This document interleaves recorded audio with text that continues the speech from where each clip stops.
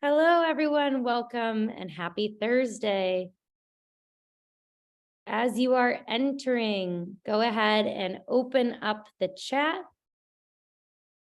and introduce yourself. Give us your name, where you're coming from, and what role you have. And then if you feel so inspired, go ahead and share what you're aiming to get out of today's session. Hello, Mary. And if you're just rolling in, happy Thursday, happy to be here. Go ahead, put your name, your institution, and what you're hoping to get out of today. I'll let attendees keep rolling in before we get started.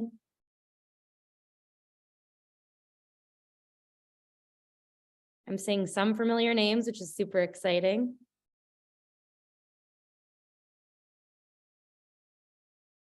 I'm seeing some neighbors. I'm in Chicago today, so I just saw College of DuPage pop up. My mom lives in DuPage. Nice to have a neighbor. So if you're coming in, go ahead, introduce yourself, name, institution, what you're hoping to get out of today. Please note that this session today will be recorded and sent out afterwards. So if for any reason you have to hop off early, you will get the session recording. And everyone should be able to use the Q&A feature. That's where you can ask questions.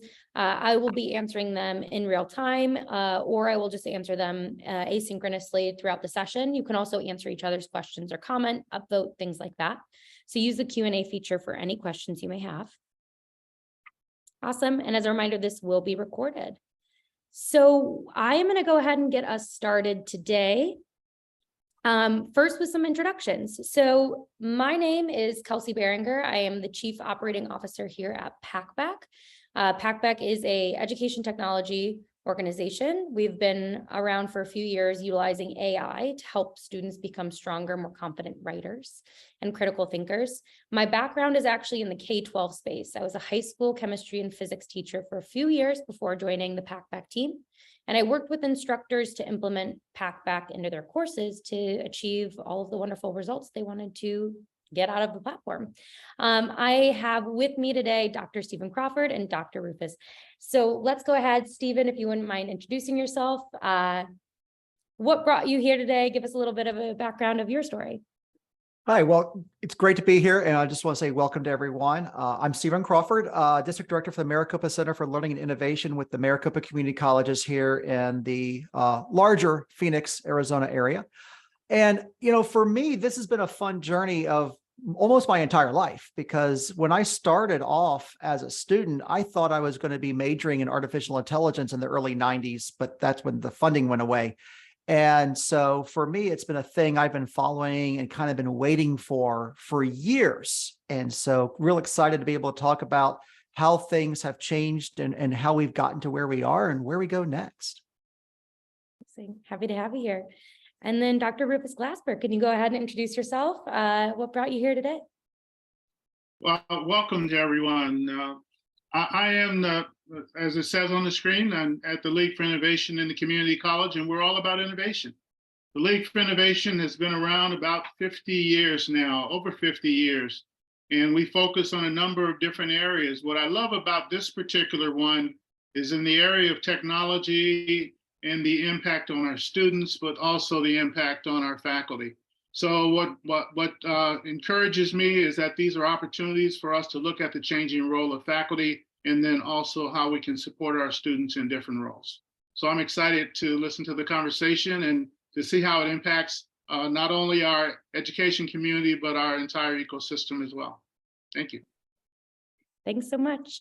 If you're just joining us in the chat, if you wouldn't mind introducing yourself, name, title, institution, what you're aiming to get out of today. And as a reminder, this will be recorded. The session will be sent out in a follow-up email. Also want to note that we will have a post-webinar survey that will pop up. It has a couple of optional questions just to kind of get your thoughts on generative AI, ChatGPT, and what you've really appreciated hearing more about and what you want to hear more about in the future. For an agenda today, Rufus Glasper will kick us off with an introduction. And then what we'll do is talk about generative AI. We'll demystify it. We'll have an honest and earnest conversation about what generative AI means for the community college space, for innovation, and for student persistence. We'll talk about something called authentic assessment. And then we're going to talk about instructional AI. So with that, Rufus, I'll go ahead and kick it to you for a little introduction. Kelsey, thank you very much. And again, welcome to everyone. You know, during this time, the League for Innovation over the years has been dedicated to providing program opportunities, including learning summits, webinars, town halls, institutes, and revolutionary solutions to administrators and faculty that allow for our students to not only persist, but to thrive. These are exciting times. Today's webinar is part of one of a three-part webinar series that the League is excited to host and facilitate alongside Packback. There was an incredible response to today's webinar. Over 2,000 educators have registered to join us to hear today. And you know, it's exciting because when the numbers start to grow and today, even this morning, I was looking in the New York Times, and there's articles every day regarding the topic that we are about to discuss. First and foremost, we've exposed ourselves to ChatGPT, which has probably led to some combination of different types of feelings: amazement, wonder, excitement, and in many cases, even panic. Whether you have used ChatGPT daily since its viral rise in December or learned about it on the periphery, I'm going to assume that you're here because you have a desire to learn more about generative AI and how to adapt alongside of it rather than react. The second reason is that I know, due to the overwhelming registration, you deeply value innovation. I personally believe that community colleges are best positioned to adapt quickly to the emergence of these new AI tools as institutions dedicated to student success, also faculty and institutional success. These new tools will no doubt shape the skills students need to be successful in the coming years in their world of work.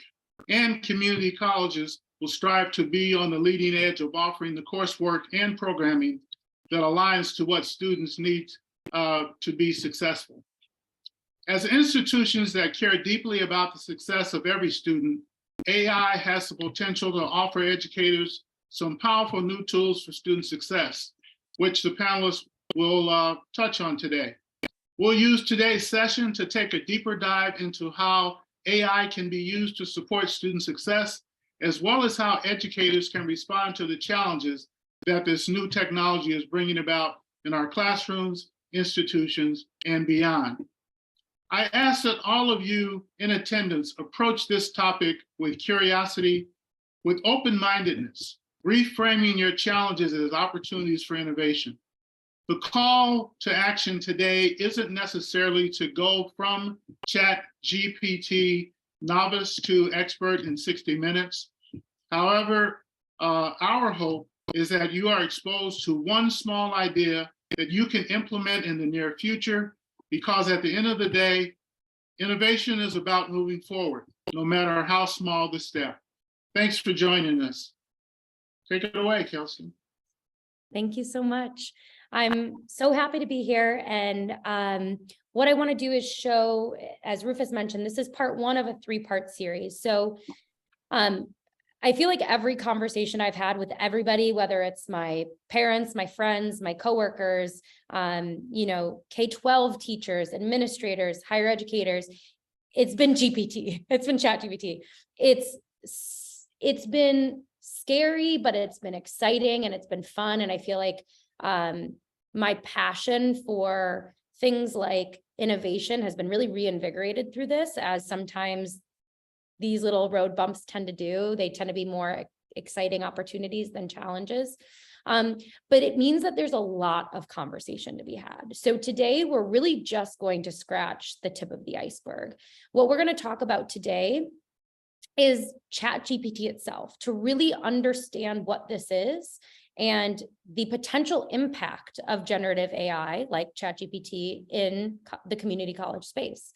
We're going to talk about the call to action right now, which is let's rethink assessment as a whole, not reinvent the wheel, just really, really reflect on assessment. And then let's talk about the use of AI in other spaces other than generative AI. Now, on March 13th at the Innovation Conference, there will be a session at 11 a.m. on the 13th that is all about evolving alongside AI. So what we're going to do is take a closer look at the skills that students need in order to be effective, efficient users of generative AI. And we're going to dive into topics like new assignment types that require the use of generative AI and equity in generative AI. We'll actually, if you can't make the conference, if you won't be in attendance on March 13th at the Innovation Conference, we'll run that session as a webinar on March 16th. And then we'll finalize this series, but I'm sure, we'll find some way to revive it on March 30th.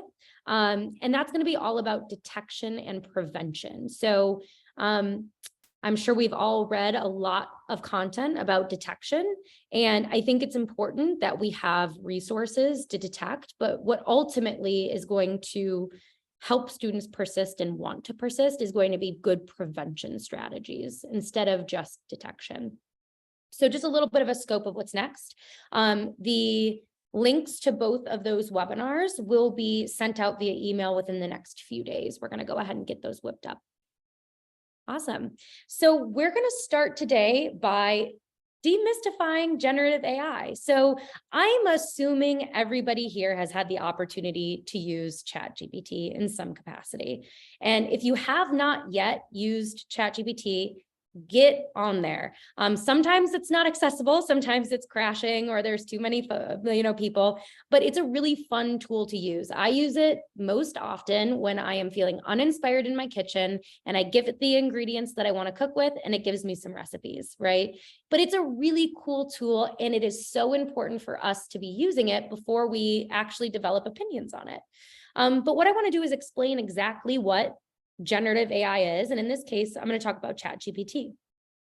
ChatGPT is a language model or a large language model. Now, what makes ChatGPT feel magical and what made it so popular and, this kind of viral outbreak of ChatGPT is the chat interface. It was a really, really smooth interface. It was fun and it was engaging, but underneath that is a large language model.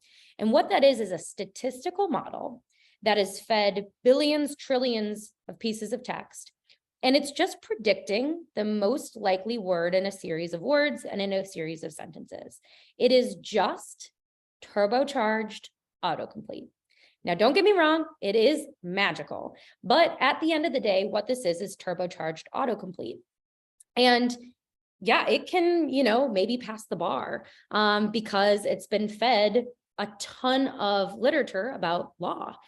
But at the same time, what's really important for us to understand as educators, as folks who support education in the community college space, is that ChatGPT and large language models and generative AI have no relationship to the truth.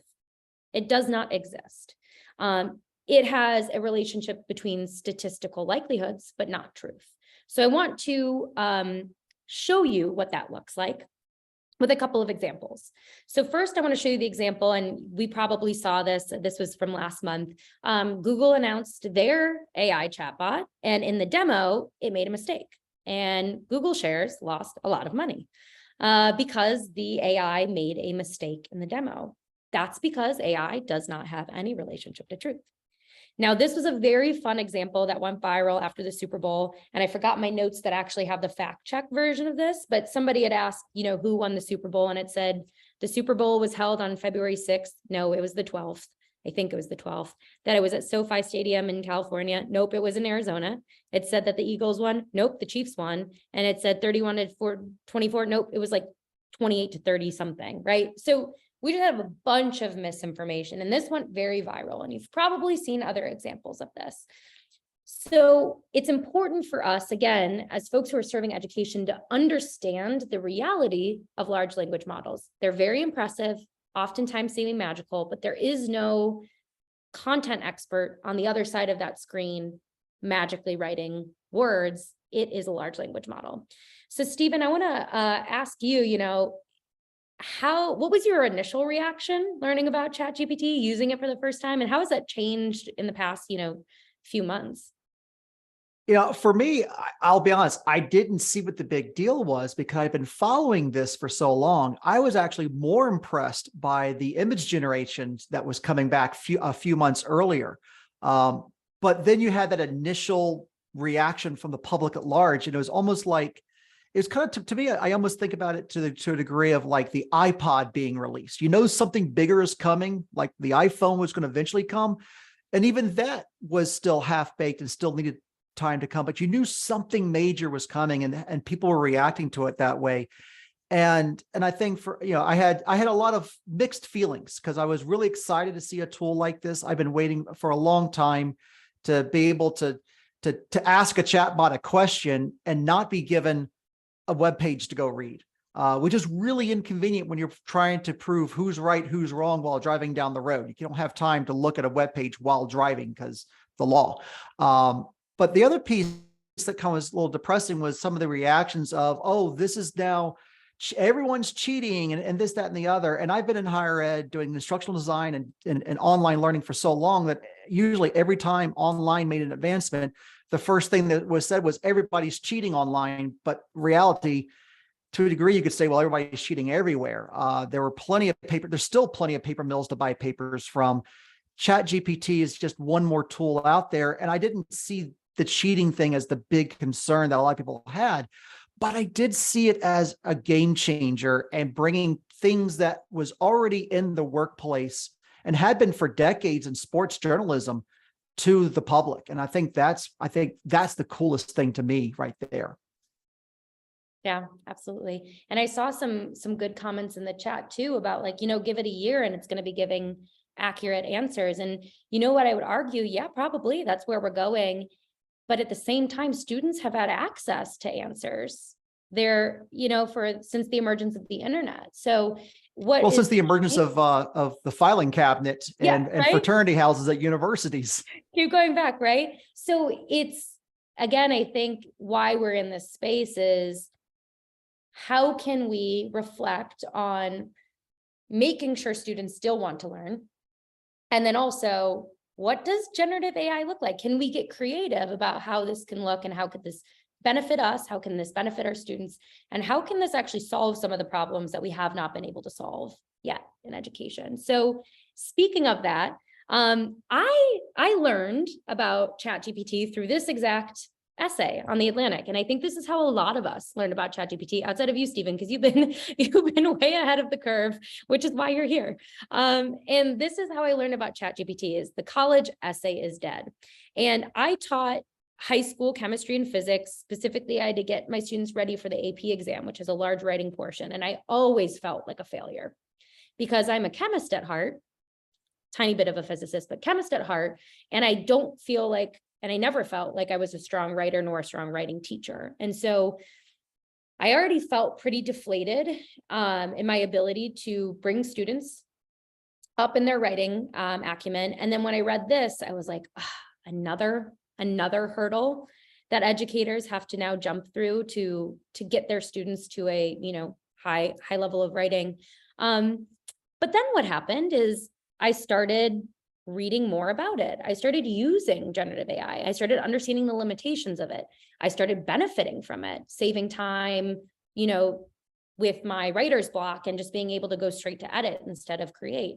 I started having conversations with educators who were super excited about generative AI and have been for years, who had benefited from, virtual reality and other things. So my tone started to change pretty quickly, and I went into visionary mode, is what I will say, and problem solving mode and opportunity mode. And I think one thing that has been the root of fear is if students are using generative AI as a crutch and they don't learn, we will be unable to do our jobs as educators. And that is why we're here. We are teaching because we care about student outcomes.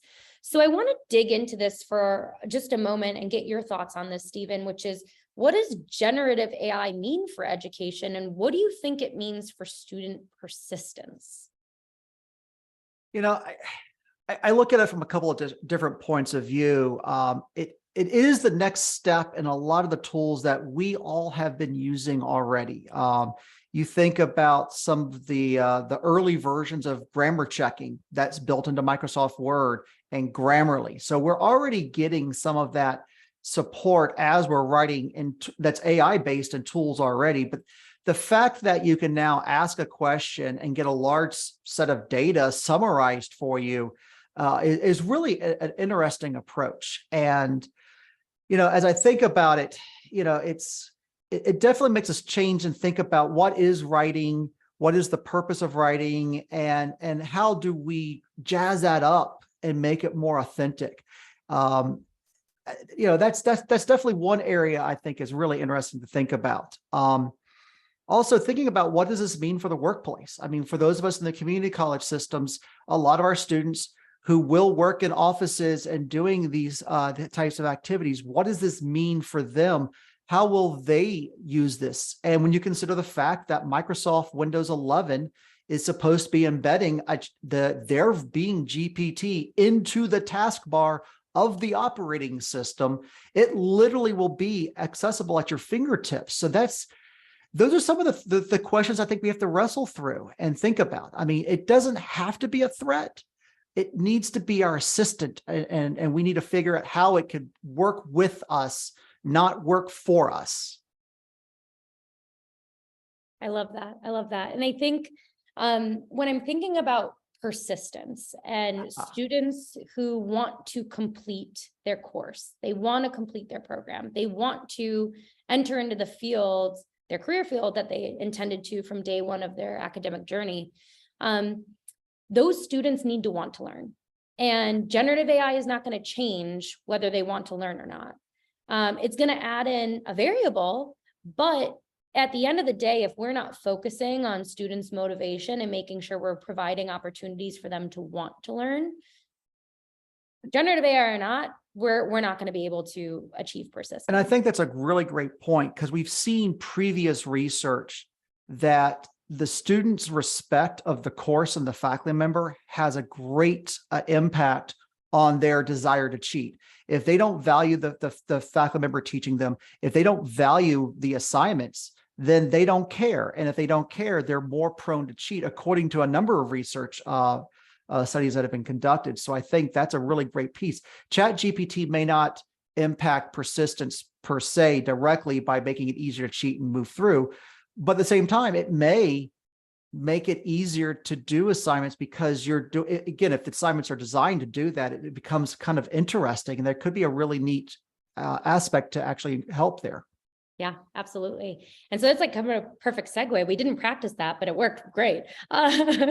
Which is, you know, when I think about persistence, we need to give students tools that are going to make them career ready, or just ready for whatever is next in their journey. And that means they need to have learned the skills necessary to use generative AI as a tool, right? To not misuse it, but to truly use it. And I saw this as a common theme in the chat of it's a tool. So that is something that we're going to dig into at length in the next session. We're going to talk about actually preparing our students to use generative AI, because trust me, what you get out of it is what you get into it. So how can we help students put the most into it? But the most, I think, urgent piece to this, and I would say my immediate reaction after learning about generative AI is this concept of authentic assessment. So that's what we're going to talk about a little bit right now, which is not, okay, how do I get all my students using generative AI at once the best they can be, but how do I make sure I have amazing, authentic assessments that teach my students how to critically think, how to write for themselves, so that they're not using generative AI as a crutch and they don't need to use it as a crutch. So let's talk a little bit about authentic assessment. Now, I've heard this as a common theme, and I can credit a lot of the, you know, instructional designers, administrators, and instructors that I've talked to over the past months for kind of making this a really clear concept for me. But when I think about authentic assessment, this is my definition, and I think it's a lot of others. Assessments that students want to do, whether it's write or complete, assessments that instructors want to grade, and assignments that generative AI probably can't grasp. that's how I'm going to identify or, define authentic assessment. The best example I have is when I was in graduate school at the same time, it was my first year teaching, and all of my assignments were go try this in the classroom, collect some data and write about it. And I was writing about my students and my teaching experience, and I wanted to write about it. I felt like it was therapeutic. I felt like it was making me a better teacher. It was making me a better person. And I didn't think of it as an assignment. And it was because it was so authentic and unique to me. So right now, what I think instructors, faculty, teachers need to do is input your prompts into ChatGPT and see what grade ChatGPT got from that prompt. Because if your assignment was an A paper when input into ChatGPT, it probably means you need to change your assignment, right? If it is passable by ChatGPT. Now, the second question we need to ask ourselves when it comes to our assessments is, would I want to write this paper, or would I want to do this if I was a student? And yeah, not every assignment is going to be fun. And that's like the reality of the situation, right? Like, we're here to learn, to challenge ourselves. And that means growing pains. Like sometimes you just have to eat your broccoli, but can we get students at least buy-in for the assignment? What will be achieved if they do it? What will the after look like? And then the important question to ask ourselves as educators, and I'm going to put my, former teacher hat on, is, do I actually want to grade this paper? I had 180 students was my most, 120 was my least across many different class periods. But if I didn't want to grade the same thing 120 times, I would find a way to edit that assignment so that I could survive grading it 120 times. So what this can actually look like when we're thinking about our assignments, make sure that the assignment has a purpose and it's been clearly communicated to students. So surprising how often we forget that sometimes we just have to explain the why a few times for it to really stick. Is it specific? Because again, going back to this, well, I want to grade this paper. I don't want to grade 120 of the exact same paper. I want it to be specific and unique to that student's. So with that, if it's appropriate, can it have personal anecdotes? Can students talk about their opinions? Can they reflect on their own life experiences? And then, maybe if it's not appropriate for students to maybe talk in the first person or bring in personal anecdotes, maybe they can go conduct their own research or gather their own data and reflect on that. But find a way to make it unique to the student, make it purposeful, and communicate that purpose to students. This, to me, just screams authentic assessment. These were some ideas that really, I think, came to the surface over the last 2 months in chatting with educators, some very tactical assignment types that are authentic. And this one is my favorite from the top. I'm going to cite my source as Jadrian Wooten, who is a economics professor at Virginia Tech. He mentioned that he used to ask students to write a summary of the same article, and he would grade the same paper, and he was so bored. He was bored out of his mind. And then what he did is he changed his assignment to say, okay, you're going to read this article, and you could do one of a couple of different things. And he gave them options. Option number 1 was critique it. Option number 2 was find something that you didn't understand and talk about it a little bit, do some research, write about your research. Option number 3 was tell me about a personal story that relates to the topic from this article. So, gave his students some options. And then he was like, I actually wanted to read them. It was enlightening, and it was less work for them, less work for me, but the same amount of learning. As we start thinking about the purpose and the intention of our assignments, I think we can definitely revisit some assignments to focus more on the process than the product. So thinking about the actual process of research, the process of data collection, the process of reflection. Definitely unique course experiences. If you are meeting your students face-to-face, or even if you're doing it via Zoom, you have the opportunity to provide unique course experiences and then have assignments, specifically writing assignments, related to those unique experiences. This was an idea from our Chief Product Officer, Jess Tenuta, which is give your students unique theses, right? If you have a class of 30, give them 30 different, thesis statements or conclusions, and then just have them work backwards, have them first cite some research and then, write their paper, but almost do like a reverse research paper. So these are some ideas of authentic assessment.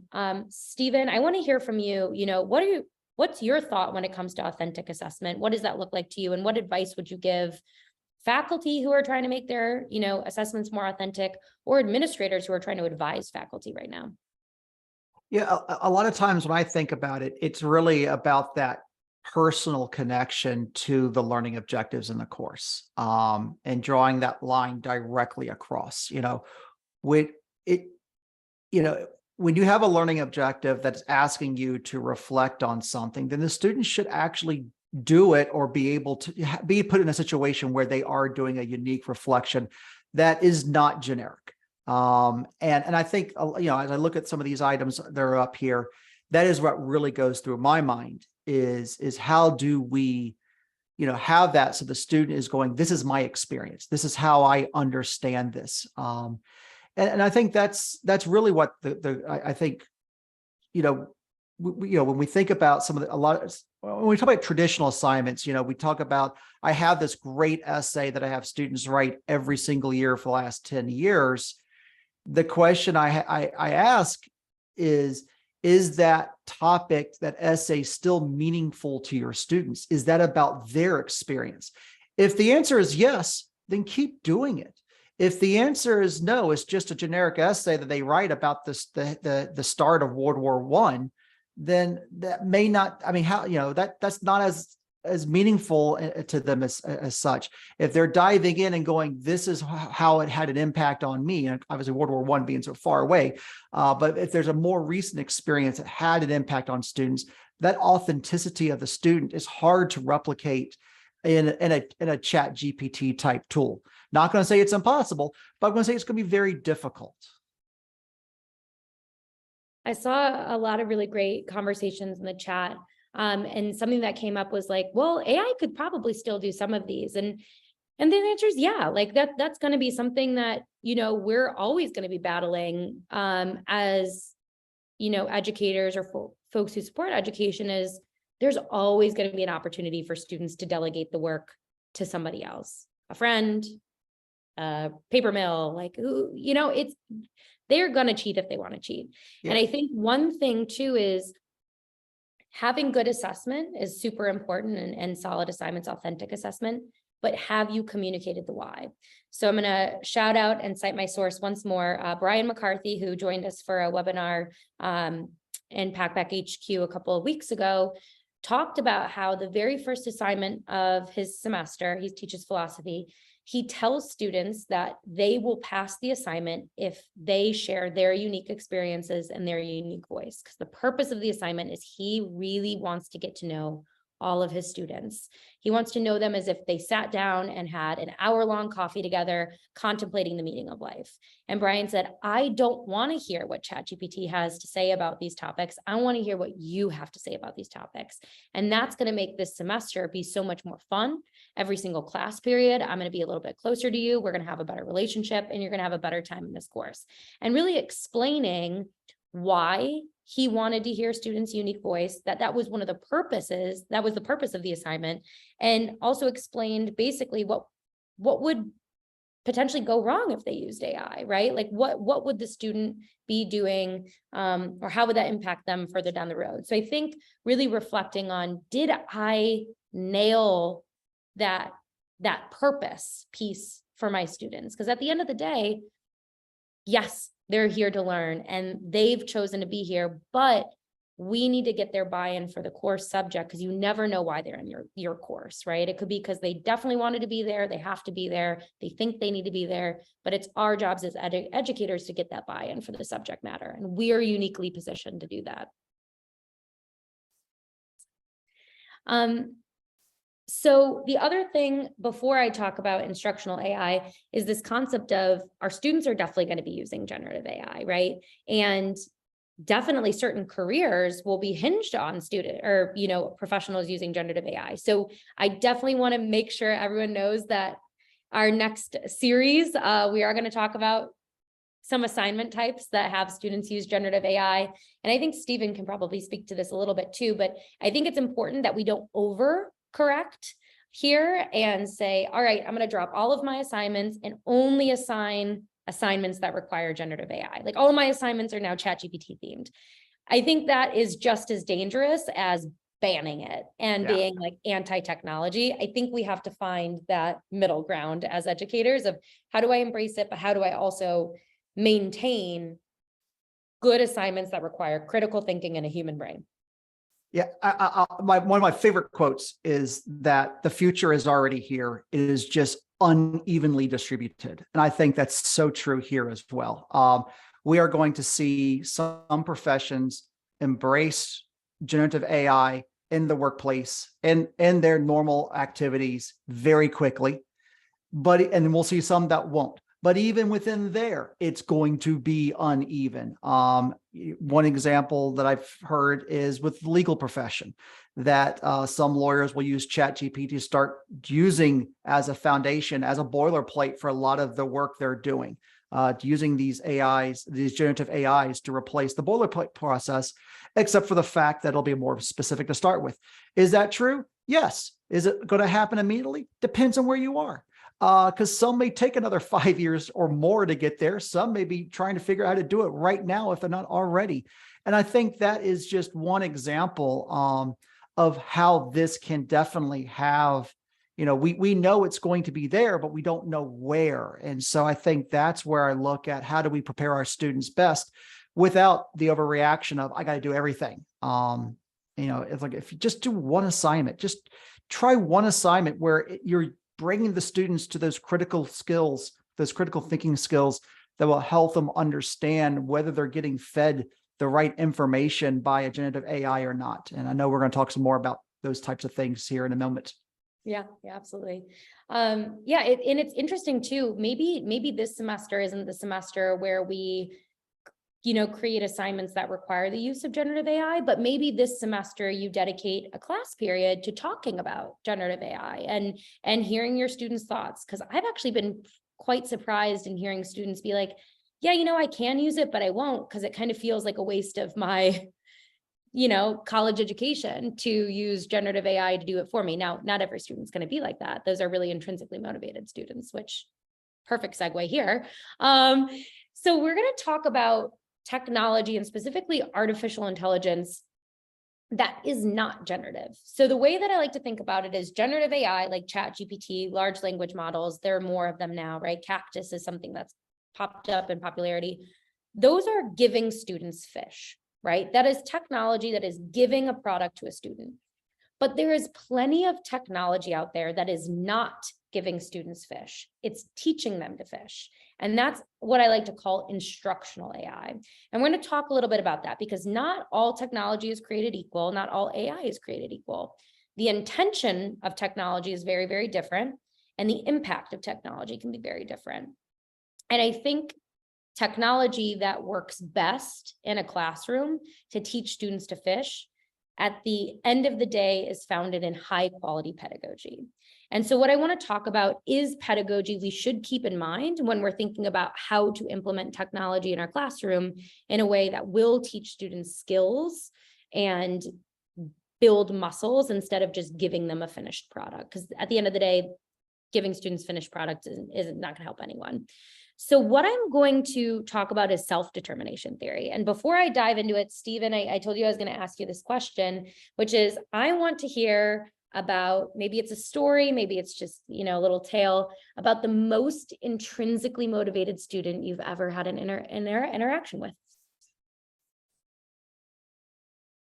Yeah, it's, I think a lot of times we come up is you think about the students who are involved in student government. They are the ones who they find a way to make it work no matter what happens. I've had the fortune of meeting a number of students over the years here, including one who was a homeless veteran living out of her car, and she was like, how do I push through and not let anybody know I'm homeless? And fortunately, our student affairs folks did find out, we're able to help her, and she graduated. And then she told her story going, I worked through this. I pushed. And so she knew what she was going for. She knew how important that was, and nothing was going to stop her. And I think about a number of our students who are in that category who they go, I know this is important. I know I have to move from point A to point B, and I can't let anything stop me. And those are the students I think of when I think about those who are most intrinsically motivated. Absolutely. And self-determination theory is such a beautiful framework. It is the framework in which Packback is built upon. And I'm going to just briefly talk about how Packback uses instructional AI over the next 5-ish minutes, and get some of Stephen's thoughts. But it's also a great concept and reminder as we are, revisiting our assignments, revisiting our syllabi, even revisiting the way that we work with our colleagues and our peers. Because let me tell you what, I am my best as a professional when I feel intrinsically motivated and when I am thinking about self-determination theory. So what self-determination theory is a framework that describes the conditions necessary for someone to be intrinsically motivated. And it's based off of 3 core conditions. First is, do our students, do we as professionals feel purpose? Do we know why we're doing what we're doing? And is there an end goal or some sort of vision or, big picture, right? Are we working towards something? For students, they need to know why they are in your class and what they're going to get out of that class. Second is autonomy. How many of us here do not like to be micromanaged? The reason we don't like to be micromanaged is because we feel like we are not autonomous and we don't have agency. So we also need to give our students that autonomy and that agency. So micromanaging our students isn't going to be good. We need to give them some sort of choice. And then last is mastery, right? Students need to feel like they are good at something, or at least scratching the surface at good at, to keep wanting to do something. And then the same goes as human beings. I'd argue that I'm down to fail, right? I will make mistakes. But if all you know is failure, you're going to give up on something at some point. There is going to be an expiration date there. So Packback is a learning technology that has 2 core products. It has a inquiry-based discussion platform. Think of it as your low-stakes sandbox environment. And then it has a long-form writing tool that was established and launched in 2022. And Packback is rooted in self-determination theory. And Packback is not the only artificial intelligence-based technology software out there that is providing students with ample learning opportunities. And it's also not the only software out there that is based in self-determination theory. So I want everyone to really think about too, like, what different assignment types or technologies can we be utilizing in a classroom that have this end goal. But I am going to just briefly talk about Packback in this moment. Packback, like I said, has been around for quite some time. In 2015, we developed our inquiry-based discussion platform, Packback Questions. We've partnered with several institutions. We're used in all 50 states in the country and some territories in Canada. And we completed a research study with these partner institutions and found that students that use Packback, more A's, lower D's and F's. The reason why is because students are engaging more frequently, more consistently, and at a higher quality, right? As compared to using a learning management system discussion or just no discussion at all. The other thing we found through this study, students tend to feel more confident in their writing skills. They tend to like the feedback that they're getting from Packback, and educators love using Packback. There's a method to our madness, and that madness is not doing things the way that they've been done. Right? That method is by changing the status quo. And instead of instructors deciding what students discuss or giving them direction, what we do is we put the power in the students' lap, essentially. And the way that Packback works is we have students ask their own question on the platform, and they are ultimately in that driver's seat. We're giving them purpose and we're giving them autonomy in this space. And they want to learn because they're deciding what they learn about. Now, as you'll see too, what we also want to give them is the ability to achieve mastery. So on Packback, students are going to receive real-time feedback as they're writing on their writing, right? Which we know is super important. And I know when I was grading papers for 180 students, I would be able to give them feedback 2 weeks later. That ship has sailed. For when that feedback is going to be now impactful. They've already submitted their work. I've passed the mark at this point. So whether or not you're using a tool like Packback, I would definitely recommend reflecting and asking yourselves, am I giving my students the opportunity to be autonomous in this moment, in any of their learning experiences? So Stephen, you've had a relationship with Packback for quite some time at your institution. Do you want to briefly speak to some of the results you've been able to achieve at Maricopa with the use of Packback?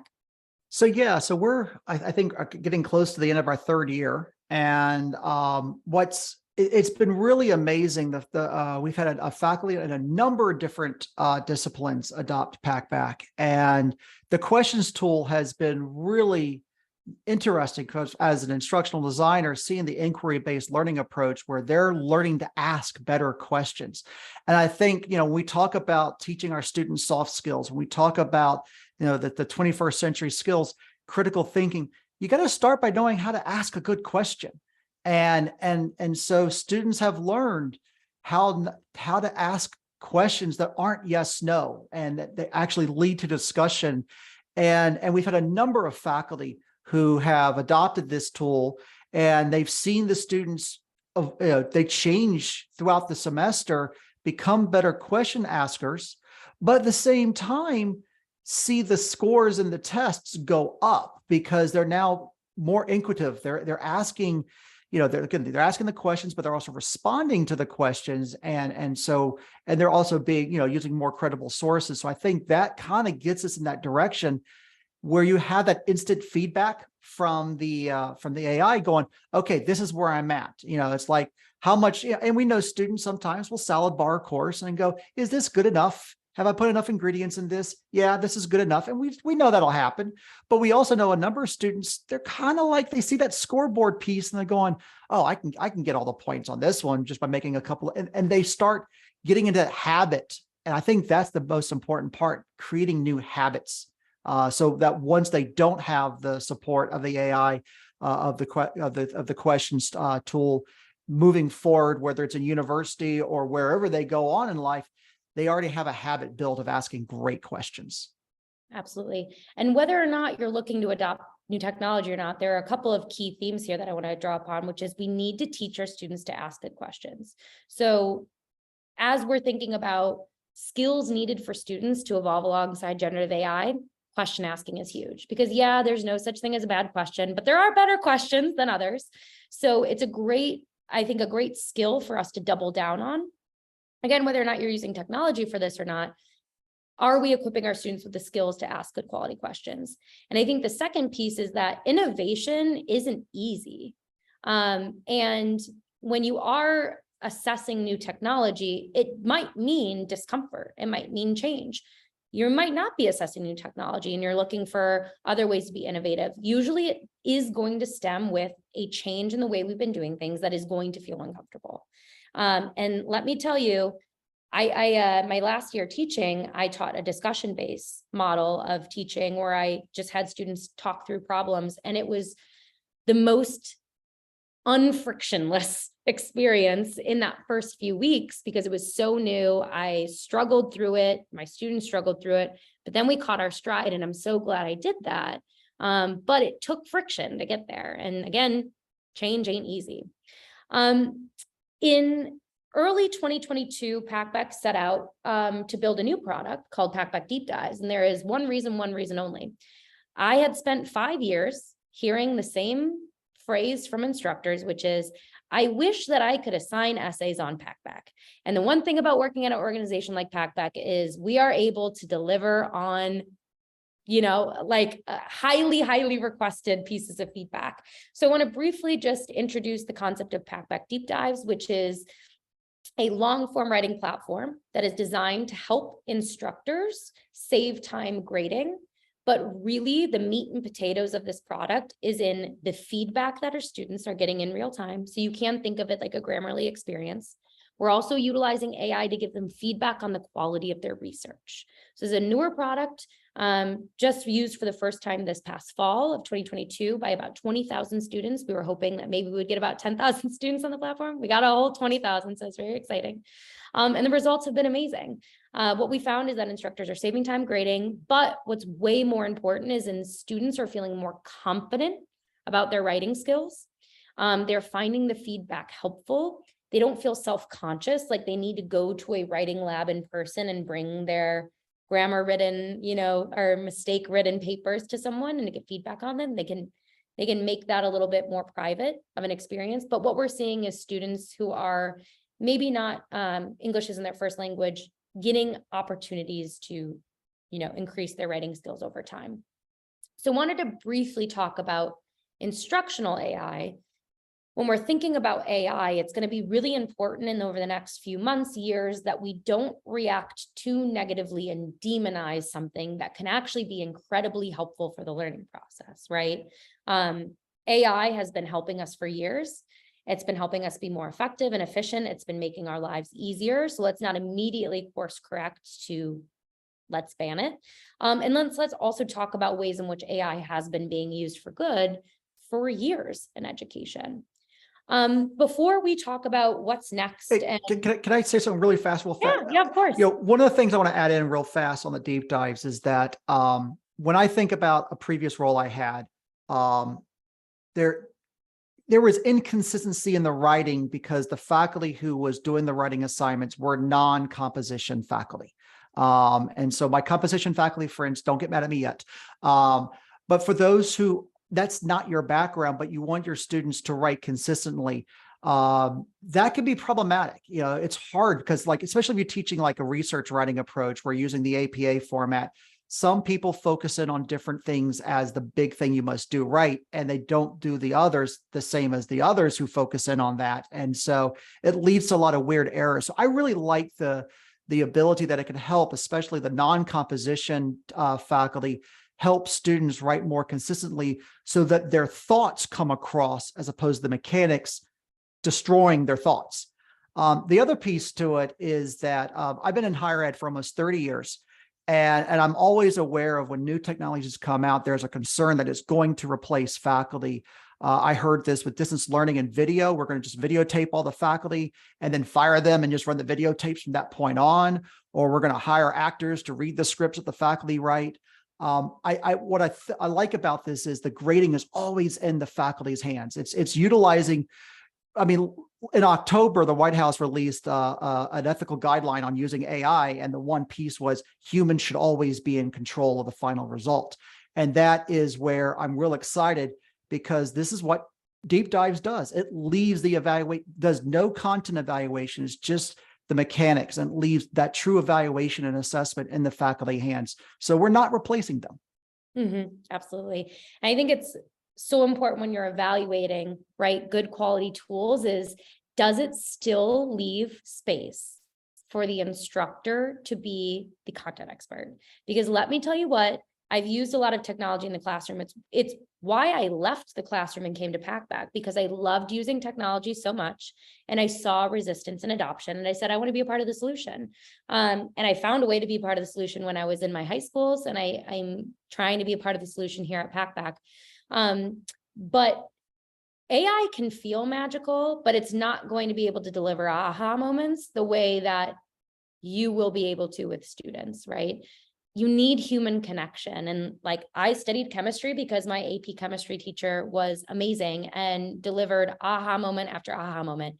And we used cool technology in that classroom. It was AP chemistry, but nothing could have replaced my AP chemistry teacher and the passion he was able to deliver regarding the subject matter. So I think it's so important to remind ourselves, like, we're not there yet with technology. It cannot replace aha moments. It can't replace human interaction.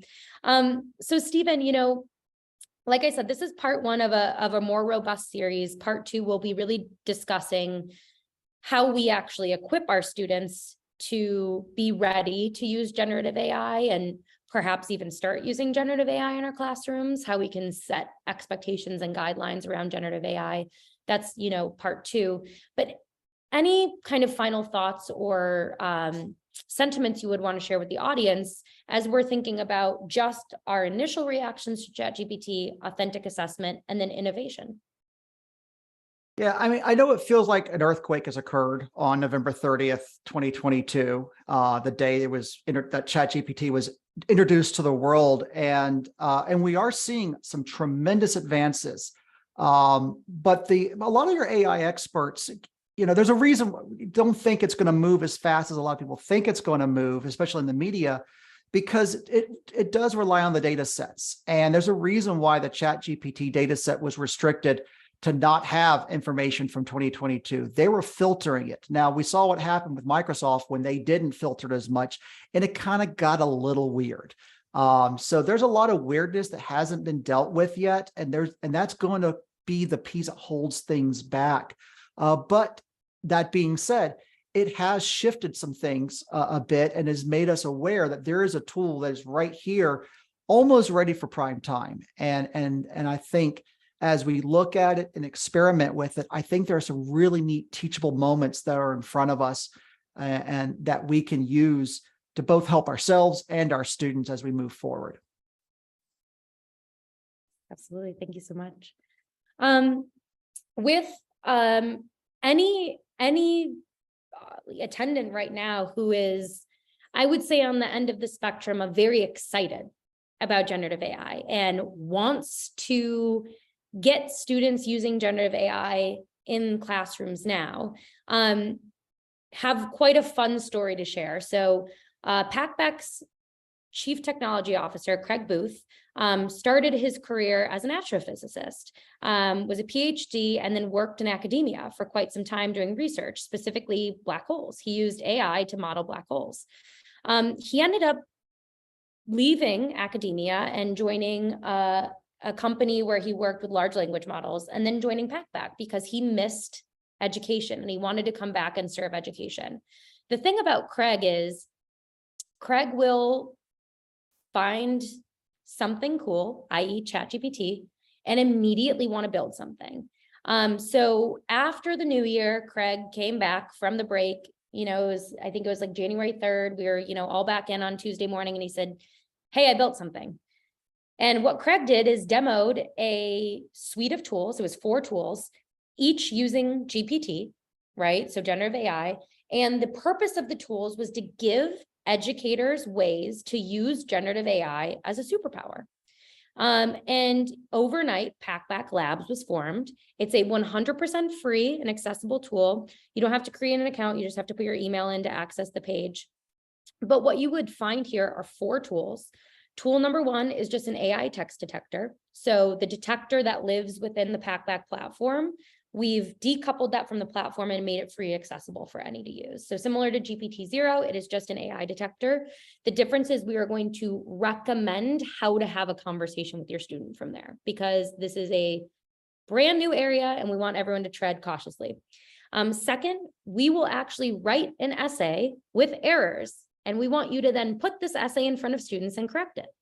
So this is a 100% free tool you can use. You can give this to your faculty and have them use tools with generative AI. So there are 4 tools that you can play around with. If you're interested in accessing this suite of tools, again, 100% free, you can send this to your faculty, labs.packback.co. This will be more of a conversation for next week, 2 weeks from now, how we can actually use generative AI in our classrooms. But this is a starting ground. And because Craig is a brilliant and amazing person who cares that educators are able to benefit from these tools, he built them, on his own time, on his holiday break. He built these for you. And then if you are interested in learning more about Packback, I want to provide the opportunity for you to go down that path. If you're interested in reducing DFWs for gateway courses, specifically when we're thinking about our underrepresented students, if you are looking to improve your student writing, critical thinking engagement, or alternative approaches to plagiarism, then turn it in, you're maybe a little bit more focused on prevention than detection, feel free to email curious@packback.co. If you are interested in speaking one-on-one with a team member, if you're interested in generative AI, feel free to take a look at labs.packback.co. As a reminder, the upcoming sessions we do have at the Innovation Conference, it is going to be 100% focused on evolving alongside generative AI. So we're going to talk about equity in generative AI. I saw the comment in the chat about, hey, ChatGPT Premium costs $20 a month. Let's talk about that. Let's really think about how generative AI is going to affect equity. And then also these skills that are necessary for students to evolve alongside generative AI and new assignment types. If you can't make that conference, we'll do that webinar session on the 16th. Emails will be sent out. You'll get an invite if you RSVP'd for this session. So look out for that. And then on March 30th, we're going to run a webinar all about detection and prevention. 99.9% of that webinar is going to be talking about how we can prevent AI plagiarism, right? I'm going to use that in air quotes. And then how we can also have conversations with students who do misuse artificial intelligence for their assignments, so that we are making sure that we're providing learning opportunities and not necessarily slaps on the wrist as students are learning how to move forward. So there were some really great questions that came through the chat. So I want to make sure we can answer some of them, not all of them. Are we good to stay on until maybe 10 after? Everyone, I want to be respectful of time. Stephen, Rufus, does that work for you? Okay, perfect. So Stephen, this is a great question for you. How do you feel about ChatGPT as maybe an OER tool, an open resource? And I could think also this came up as like a personal tutor. I love it because I love the idea because of the fact that my office is hosting the Arizona OER conference right now, today and tomorrow. But, that's just, I love the idea, but then again, it's also going to be about fact checking, and making sure that it's generating accurate information. So I think it comes down to what are you generating? So for an example, I have gotten to the point where I have replaced all my clip art with AI generated art instead. And I will tell you that has been a lesson in how to ask a good question, because I know what I want, but I got to learn how to ask that from the system to get what I want. So I think from that standpoint, and I will also add, there's a copyright question that I will fully acknowledge right now. People aren't sure what the answer is to. We know that there is a sci-fi magazine that has cut off all submissions because it got too many stories sent to it that were AI generated. We know there are images that received copyright from the U.S. Copyright Office that has now been revoked. And then we also have the whole Getty Images lawsuit against some of the AIs for using their images as part of the large data set. So we know there's a lot of ethical questions. But I think as those get answered, I think, yeah, I'm kind of liking the idea of using it from that standpoint. Absolutely. And I think too, one thing that I've heard from instructors is our ESL students, and I particularly had a large ESL population when I taught, feeling like a lack of confidence in their writing. And one thing we won't want to do is have them use something like ChatGPT as a crutch. But the concept of if we can teach them how to use it as a personal tutor that they can access 24/7, or, hey, can you read this and point out any grammatical errors or anything? There's a way that we can make this a tool for equity, right? There's also a way that this can end up hurting equity initiatives, but it really depends on how we react to it and utilize it. Stephen, this question came up that I think is really great for you to answer. As an instructional designer, my main concern is how do I support faculty who need to rethink assessment based off of new AI technology? I think one of the first things I would do is run the assignment through through ChatGPT and see what it turns out and go, is this the type of, if that's good enough, then the question is your assignment good enough for your students? If it's that generic, going back to the idea of authentic assessment and making it meaningful to your students. Now, some things I understand that's hard to do. And so it may be a very fine line. I'll tell you, I'm just going to talk about that fact check, the AI essay assignment generator. I was playing with that this morning, which is why I have World War I in my mind, because I was like, oh, I kind of would like to see what it generates on that. And so maybe as an instructional designer, I would say if you're looking for a fact checking assignment, that could be a really interesting way to go as a way to get started. Because sometimes rethinking the assessment, especially right now going, oh, it's March 2nd and there's 2 months left in the semester. How do I fix an assessment that's of a semester in progress? The answer may be you don't. And you just try to figure this out for the fall. But maybe a short answer is maybe one of these fact checking ones, because I think that having the students learn how to discern what is true and what is not is an important skill, whether we're talking about generative AI or not. Absolutely. I'll take I'm not going to answer all questions because there are a lot, and I'll try to rapid fire some at the end here, but I love this question that came up, which is, how will ChatGPT technology affect student conduct in higher education? Will we see a greater need for more student conduct officers to handle the possible influx of reports from faculty of potential violations of the student code of conduct?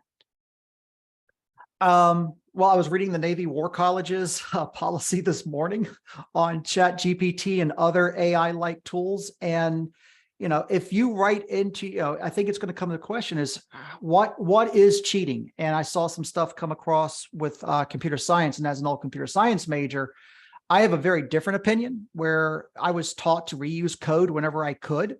Why write a piece of code more than once? And so I'm always reusing my materials whenever possible. I know other disciplines have a very different point of view that you never reuse anything ever. So that is going to be a very interesting discipline-specific conversation.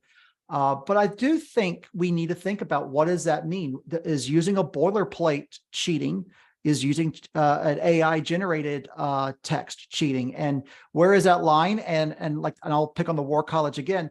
They drew the line saying, don't use it unless specifically authorized to in an assignment. And maybe that's the way to go for some folks who aren't quite there yet. Absolutely. I'm actually in the middle of, I've been writing a lot since ChatGPT, because I'm a very passionate educator. The way that I describe my classroom was like organized chaos. It was very like Montessori meets high school is the way I describe my classroom. But this piece that I'm writing about right now is, are we communicating the rules of the games to the students? And are we holding them accountable to rules that we've never communicated? Are we playing a game that they don't realize they're even playing? And I think when it comes to academic dishonesty, yeah, I think we could probably all like roll our eyes and assume that students should know that if they're submitting written work, it should be their own work. But if they're reading on Twitter about a real estate agent using ChatGPT to write listings, and they're like, oh, maybe I could use it to write my assignment, and they edit it and then they turn it in. If the expectation was never set to them that they can't do that, are they actually breaking any rules? Yeah. So I do think we just need to take it back to square one and communicate expectations. And then the reality of the matter is, detection for AI generated text is so much different than plagiarism detection. Night and day. You're talking about forensic evidence versus circumstantial evidence. And the way in which we react to that and the process we follow has to be different. It has to be more tactful. And it's probably going to take us a while to really figure it out. So I think coming down with a hammer is a little bit, it's too soon to do that. We really need to understand the right way to go about this. Well, and I think a great example is, for those of us who use Gmail, we've gotten very used to the idea of, I start typing an email and it starts offering words that I could use, and I just hit the tab button, accept it. And I'm doing that more and more often because it's learning how I write. What happens when that goes into Google Docs? And so if the students are now accepting the statistical likelihood of what the next word should be, according to the large model, that's going to make it harder to figure out. Absolutely. There are so many questions in the chat. I wish I could answer literally all of them, but we're going to run out of time, which is why I said, like, we're going to get the tip of the iceberg today. We are literally just going to be able to talk about assessment that we can change now. And as a reminder, recording will be sent out. The follow-up sessions will also be sent out, the descriptions, the agendas, and the links to register. So we'll go ahead and send that out afterwards. I want to thank the league so much for their partnership in giving voices. Rufus, any final words before we end today? Yes, I want to thank you for the conversation. I do need to jump off, but there was a question in the chat relative to whether or not the league has done any research relative to the language model that Packback uses into the area of bias. And I just want to share that the league is providing this relative to thought leadership in the space. And we're open to listening to anyone and everyone and getting opinions. But if anyone would like to be involved in helping us do some research relative to comparatives, we do articles on a monthly basis. This is all about education. And this is about sharing your opinion and your thoughts and figuring out what works and what doesn't work, and then personalizing it for your own institution. So with that in mind, we are open, and Packback has their opinion, and there are 1,000 others' opinions that are out there right now. So we'll try to bring some of those together, but we would like your help if you want to be a part of an article. Thank you. Amazing. Thank you, Rufus. And Stephen, thank you so much. I need to jump off. Okay, good.